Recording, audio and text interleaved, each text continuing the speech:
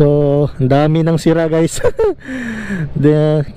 Minsan guys, tinatamad kasi ako mag-ayos eh. Nag-fade off na guys yung kanyang speedometer guys. Wala na. Ang rouser ay sirain daw.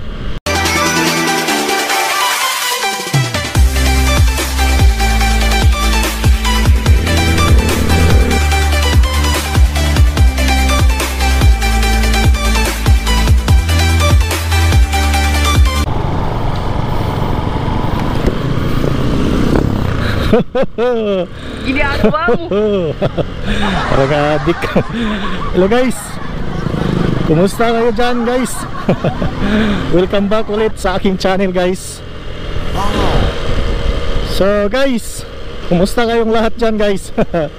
Pasensya na talaga guys, ngayon lang ako nakapag vlog ulit guys kasi sobrang busy talaga guys.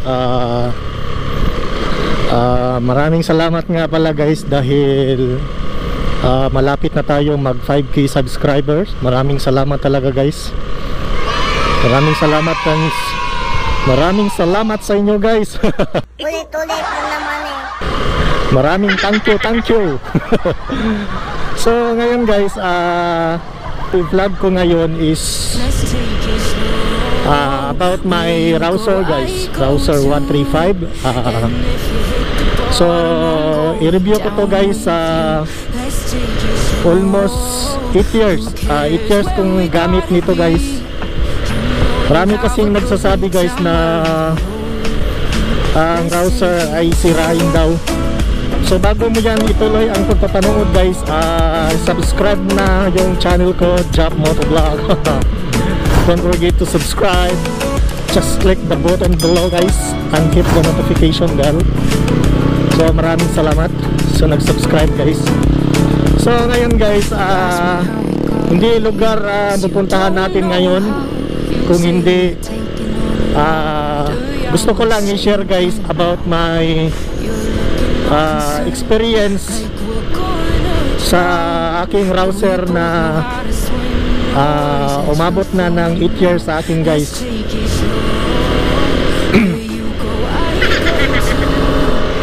So sabi kasi nila guys, yung iba guys, yung rouser daw ay sirain.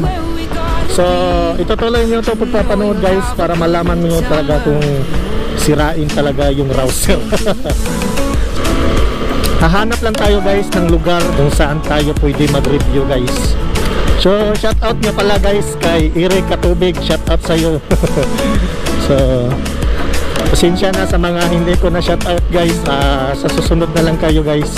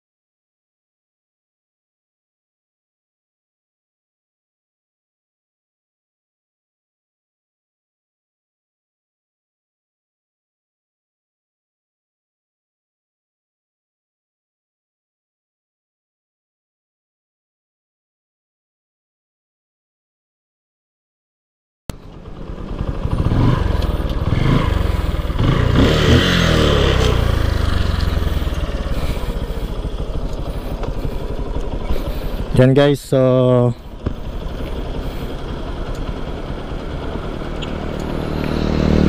gusto ko lang i-share sa inyo guys yung paggamit ko ng Rouser na almost 8 years na ko, almost 8 years guys.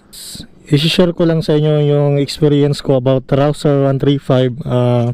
To Rouser ko guys is 8 years na po, 8 years na po ito guys. Ulit-ulit na naman eh. Kasi nagsabi guys na yung Rouser daw ay sirain. So sabi nila guys sirain. So sabihin ko sa inyo guys yung totoo guys. Sa 8 years ko na gamit nito guys, hindi po ako naka-experience ng malaking problema sa motor na ito guys. To tell you honestly guys, sa loob ng 8 taon, syempre guys 8 taon na, ang nasira lang sa kanya guys yung nag-fade off na guys yung kanyang speedometer guys. Wala na. So sira na guys, wala nang digital kasi ito guys eh. So bala ko sana ito guys na bilhan, kaso guys yung balak ko lang siya bilhan yung class A, yung 2,000, kasi guys napakamahal yung original guys. 5,000 yung original niya guys. So pag-ipunan ko sana guys, pag-ipunan pa. So yan guys, at ito din guys yung medyo nasira na yan. So ang dami ng sira guys. Minsan guys tinatamad kasi ako mag-ayos eh. Yan. At saka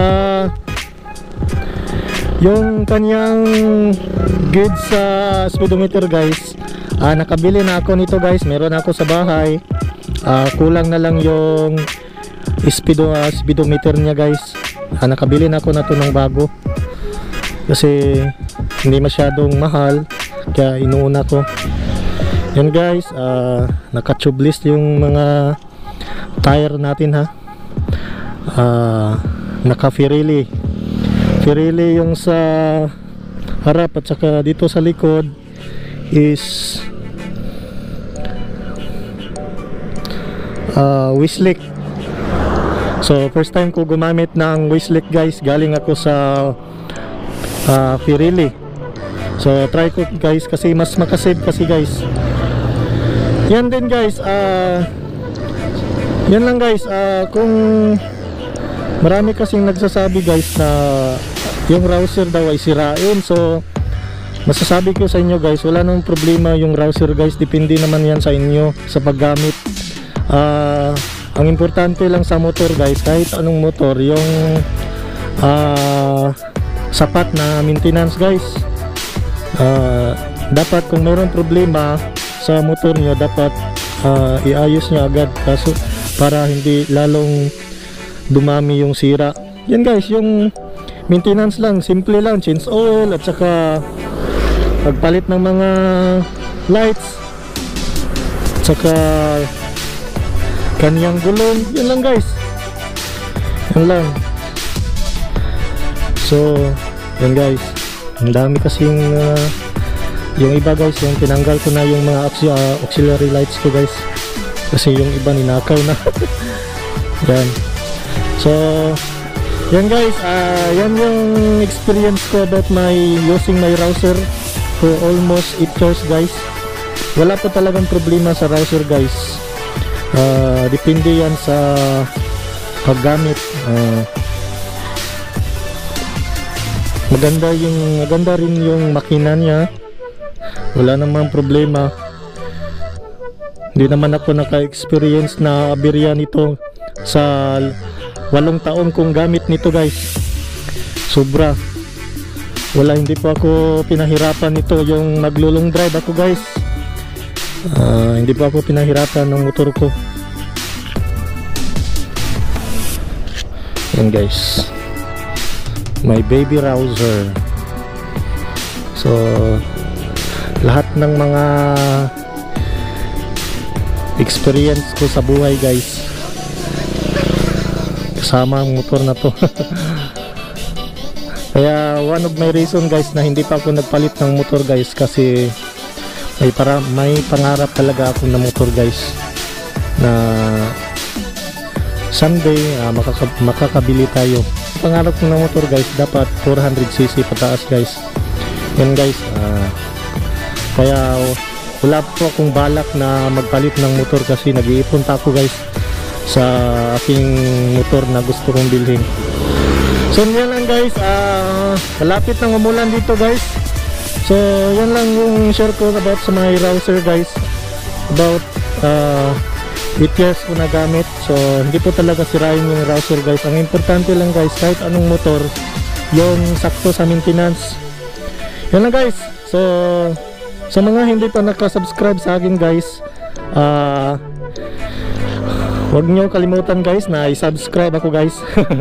Kasi guys, marami akong mga lugar na pinupuntahan na magaganda, tsaka mapupuntahan nyo rin.